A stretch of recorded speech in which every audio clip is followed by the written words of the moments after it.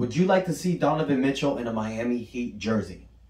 That's what we're going to talk about today, Heat fans. It is your boy Ernest back with another Miami Heat Talk video.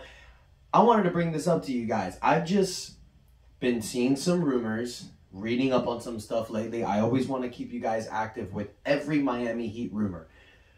I'm not sure if you know this, but about a week ago, Rudy Gobert from the Utah Jazz came out public and basically told the team that you're going to have to decide between myself or Donovan Mitchell. It's not working out. We can see that. They lose in the first round of the playoffs. This team, they've kind of peaked, I guess you can say. I don't think they're going to get any better. Both of these guys are under max contracts. So it's not really said who's going to be given up, but it looks like Donovan Mitchell is more of the candidate likely to be traded because the pieces that they can get back are a lot better, my opinion. So recently, a report came out that Miami Heat and Atlanta Hawks are very highly likely destination for Donovan Mitchell. And when I read that, at first I kind of brushed it off, but then I thought about it. Donovan Mitchell has a really close tie with Dwayne Wade. You guys remember Jimmy Butler? Same thing, very close ties with Dwayne Wade. Dwayne Wade puts in the good word for the Heat. 1 year later, Jimmy Butler's here. We're kind of having a similar situation going on. Now, I'm not going to say it's going to happen, but having a guy like Dwayne Wade, which is all these players have grown up looking up to, Donovan Mitchell actually has embodied his game very similar to Dwayne Wade. A lot of people say when Donovan Mitchell came out of college, he's basically D-Wade reincarnated. So he has a close relationship with Wade. Wade does have part ownership with Utah. With all this going on, I wouldn't be surprised if Wade's like, bro, with the way you play, you need Miami Heat culture. Get your ass down to Miami. Now, a trade can happen. The Miami Heat do have the pieces to make the deal happen.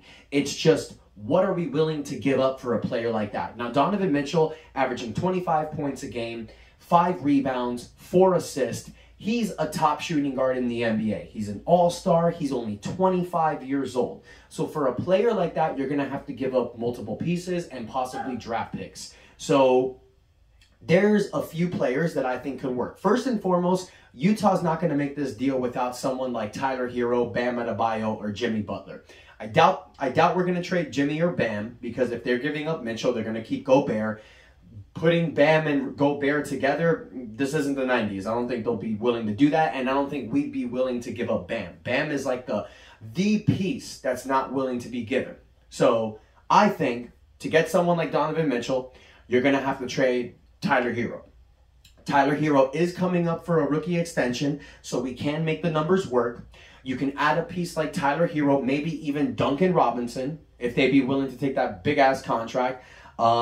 Maybe you can even, if they won't take Duncan, maybe you can do something like Tyler Hero, maybe throw in a Max Strus, Gabe Vincent with a future first-round draft pick. You know, we can make it work. Pat Riley has a reputation of bringing in disgruntled players and just breaking them out and turning them into all-stars. We've seen it with guys like Alonzo Mourning. We've seen it with Tim Hardaway. We've seen it with Chris Birdman Anderson. You know, we've seen this in the past. The Heat have done this. So I wouldn't be surprised if someone like this happens. Miami Heat are not the biggest free agent acquisitional teams. Yeah, it happened with LeBron and Bosh, but that was a different situation. We normally get our stars through trades. That's how we've done it in the Pat Riley era. So I want to hear from you guys. Let me know what you think. Now, obviously, we need to see how far we go in the playoffs. If this team reaches the NBA Finals or even wins it, that trade's not happening. But if we get bounced by Philadelphia or we lose in the conference finals in a terrible fashion, I would not doubt that Pat Riley is looking for a trade to upgrade this team. Pat Riley's not the guy that's going to ride it out for 5 years. He did that with Zoe and Tim. He had Zoe and Tim Hardaway from 1996 to 2001. They didn't win at all, and then he finally blew it up. Pat Riley's not going to be that guy to let these teams last that long. If he sees after a year or two that it's not working, he's going to change it. That's why we love Pat Riley. That's why we call him the Godfather. So y'all tell me your thoughts. Do you want to leave it as it is? Or if an opportunity came to get Mitchell, do you guys feel we should pull the trigger? And my question for you guys, who would you be willing to give up for a trade for Donovan Mitchell? Now, be realistic here. If you guys go in my comments and say, oh, let's give up Duncan, Max Strus, Gabe Vincent, That ain't going to happen. You're asking for a top 3 shooting guard in the NBA who still has not even hit his prime, and he has a max extension, but it's a rookie contract max extension. So it's not a ridiculous $40 to $50 million salary guarantee. So I want to hear from you guys. What do you think is a realistic trade? What I say,